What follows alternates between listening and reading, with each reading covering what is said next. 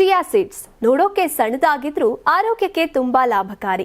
ಈ ಕಪ್ಪು ಬೀಜಗಳಲ್ಲಿ ಫೈಬರ್, ಪ್ರೋಟೀನ್, ಒಮೆಗಾ 3 ಕೊಬ್ಬಿನಾಂಶಗಳು, ಕ್ಯಾಲ್ಸಿಯಂ, ಮೆಗ್ನೀಷಿಯಂ ಹಾಗೇನೆ ಆಂಟಿ ಆಕ್ಸಿಡೆಂಟ್ಸ್ಗಳು ಸಮೃದ್ಧವಾಗಿದೆ. ಕೇವಲ 2 ಟೀ ಚಮಚ ಚಿಯಾ ಬೀಜಗಳನ್ನ 10 ಗ್ರಾಂ ಫೈಬರ್ ಒದಗಿಸುವುದಕ್ಕೆ ಬಳಸಬಹುದು. ಇದು ಜೀರ್ಣಕ್ರಿಯೆಯನ್ನ ಸುಧಾರಿಸುತ್ತೆ. ಒಮೆಗಾ 3 ಹೃದಯದ ಆರೋಗ್ಯಕ್ಕೂ ಸಹಾಯ ಮಾಡುತ್ತೆ. ರಕ್ತದ ಒತ್ತಡ ಹಾಗೇನೆ ಕೆಟ್ಟ ಕೊಲೆಸ್ಟ್ರಾಲ್ ಅನ್ನ ನಿಯಂತ್ರಿಸೋದಕ್ಕೆ ಪರಿಣಾಮಕಾರಿಯಾಗಿದೆ. ಜೊತೆಗೆ ಮಧುಮೇಹದ ನಿಯಂತ್ರಣದಲ್ಲೂ ಕೂಡ ಇದು ಸಹಕಾರಿ.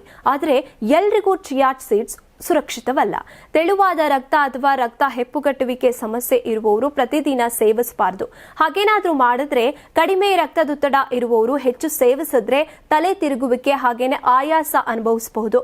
ಮಧುಮೇಹದ ರೋಗಿಗಳು ಇನ್ಸುಲಿನ್ ಅಥವಾ ಸಕ್ಕರೆ ನಿಯಂತ್ರಣ ಔಷಧಿಗಳನ್ನ ತೆಗೆದುಕೊಳ್ತಾ ಇದ್ರೆ ವೈದ್ಯರ ಸಲಹೆ ಇಲ್ಲದೆ ಚಿಯಾ ಸೀಡ್ಸ್ ನ ಸೇವಿಸಬಾರದು. ಒಣ ಚಿಯಾ ಬೀಜಗಳನ್ನ ನೇರವಾಗಿ ತಿನ್ನಬಾರದು. ನೀರಿನಲ್ಲಿ ನೆನೆಸದೆ ತಿಂದ್ರೆ ಬೀಜಗಳು ಉಬ್ಬಿ ಜೀರ್ಣಾಂಗದಲ್ಲಿ ಸಿಲುಕುತ್ತೆ, ಹಾಗೇನೆ ಉಸಿರುಗಟ್ಟುವಿಕೆಯ ಕಾರಣ ಆಗುತ್ತೆ.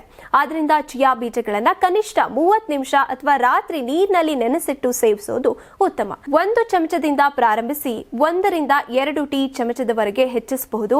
ಸರಿಯಾದ ಪ್ರಮಾಣದಲ್ಲಿ ಹಾಗೇನೆ ನೀರಿನೊಂದಿಗೆ ಸೇವಿಸಿದ್ರೆ ಮಾತ್ರ ಈ ಪುಟ್ಟ ಬೀಜಗಳು ನಿಮ್ಮ ದೇಹಕ್ಕೆ ದೊಡ್ಡ ಪ್ರಯೋಜನವನ್ನ ನೀಡುತ್ತೆ. ನಿಮ್ ಮಗು ಅಳ್ತಿದ್ಯಾ? ಹಾಗಾದ್ರೆ ನಿಮ್ ಮಗುವಿಗೆ ಜೀನಿ ಸರಿ ಇಟ್ಕೊಡಿ. ಯಾಕಂದ್ರೆ ಜೀನಿ ಸರಿ ಇಟ್ಟು ನಿಮ್ಮ ಮಗುವಿಗೆ 100% ಸರಿಯಾದ ಆಹಾರ. ನಿಮ್ಮ ಮಗು ನೆಮ್ಮದಿಯಾಗಿ ನಿದ್ದೆ ಮಾಡಬೇಕಾ, ದಷ್ಟಪುಷ್ಟವಾಗಿ ಬೆಳಿಬೇಕಾ? ಹಾಗಾದ್ರೆ ಜೀನಿ ಸರಿ ಇಟ್ಟು ಕೊಡಿ. ಎಲ್ಲಾ ಮೆಡಿಕಲ್ ಶಾಪ್ಗಳು, ದಿನಸಿ ಅಂಗಡಿಗಳು, ಸೂಪರ್ ಮಾರ್ಕೆಟ್ಗಳಲ್ಲಿ ಲಭ್ಯ.